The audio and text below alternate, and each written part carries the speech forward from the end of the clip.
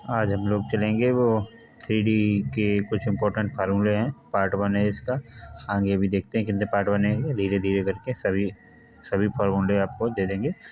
तो जैसे ये क्या है, बी मतलब वर्टेक्स होता है, ए मतलब फेस होता है, ई मतलब एज होता है किनारा, फेस मतलब प्लग होता है, वर्टेक्स मतलब शीर्ष होता है। ठीक है, तो अब ये वर्टेक्स क्या है, वर्टेक्स कितने होते हैं, वर्टेक्स मतलब शीर्ष ये इधर होता है।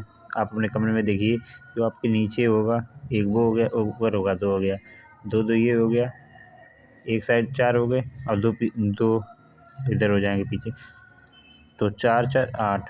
और फेस कितने हो जाएंगे, एक इधर एक इधर एक इधर एक इधर एक ऊपर एक नीचे, 6 ये हो जाएंगे। तो 8 6 14। एज जो होता है, एज मतलब किनारा, किनारा जो होता है वो होता है कितना 12। ठीक है, और 12 + 2 14, इसीलिए बी प्लस ए बराबर होता है ई प्लस 2।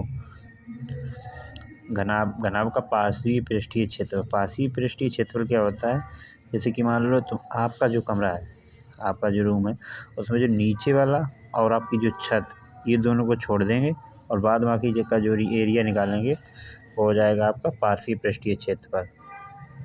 और कुल पृष्ठीय क्षेत्रफल क्या होता है, कुल पृष्ठीय क्षेत्रफल मतलब कि जब आपकी छत और ये बेस दोनों जोड़ देंगे तो ये कुल पृष्ठीय क्षेत्रफल हो जाता है। ठीक है, घनाभ का आयतन,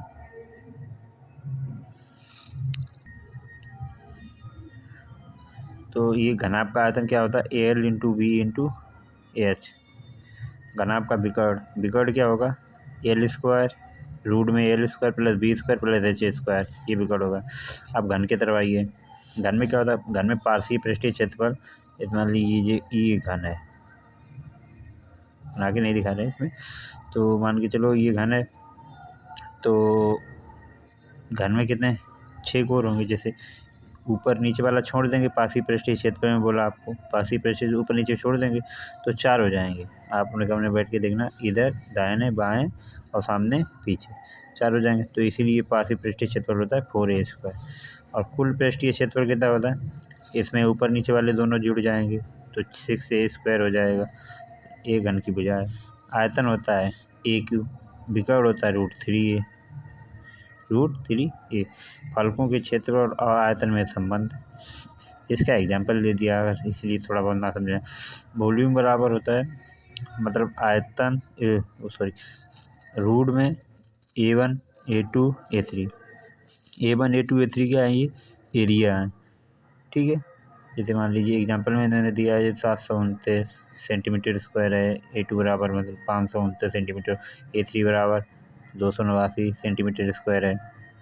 तो यहाँ देन तब इसका वॉल्यूम क्या होगा, रूट में कर देंगे 729 529 और 289, ये 27 का वर्ग होता है, ये 23 का वर्ग होता है और ये 17 का वर्ग होता है।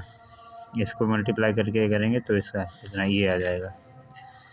ठीक है, घनाभ के विकर्ण और कुल पृष्ठीय क्षेत्रफल में संबंध, जो घनाभ का विकर्ण होता है, विकर्ण क्या होता है घनाभ का, यहाँ देखो √L² + B² + H² होता है, तो घनाभ का विकर्ण L + B + H, विकर्ण और कुल पृष्ठीय क्षेत्रफल में संबंध। तो A + B + H का वर्ग करो, जैसे A + B + C का होल स्क्वायर नहीं करते हैं, वही है फॉर्मूला ही है ये। तो L² B² + H² + 2L LB + BH + HL, ये क्या हो जाएगा, इसका रूट करेंगे तो ये विकर्ण हो जाता है और ये पार्श्वीय वो कुल पृष्ठीय क्षेत्रफल हो जाता है घनाभ का। तो क्या है, विमाओं का योगफल का वर्ग बराबर विकर्ण का वर्ग प्लस टोटल सरफेस एरिया, इसका वर्ग नहीं है, ये ध्यान रखना। खोखले घनाभ का आयतन बहुत इम्पोर्टेंट है। खोखले घनाभ का आयतन AL/BH -L -2x कोष्ठक B -2x H -2x, जहाँ x क्या है घनाभ की दीवार की मोटाई। ये जो घनाभ की दीवार है, जैसे मान लो कोई खोखला पाइप, देखना आप पाइप जब लेंगे आप तो उसमें से खोखला ही है वो, तो उसमें कुछ ना कुछ उसकी मोटाई होती है, इसीलिए उसमें से ये L-2x, V-2x और H-2x ही घटाया जाता है। ठीक है, दूसरे पार्ट में लाएंगे, देख लीजिए आप।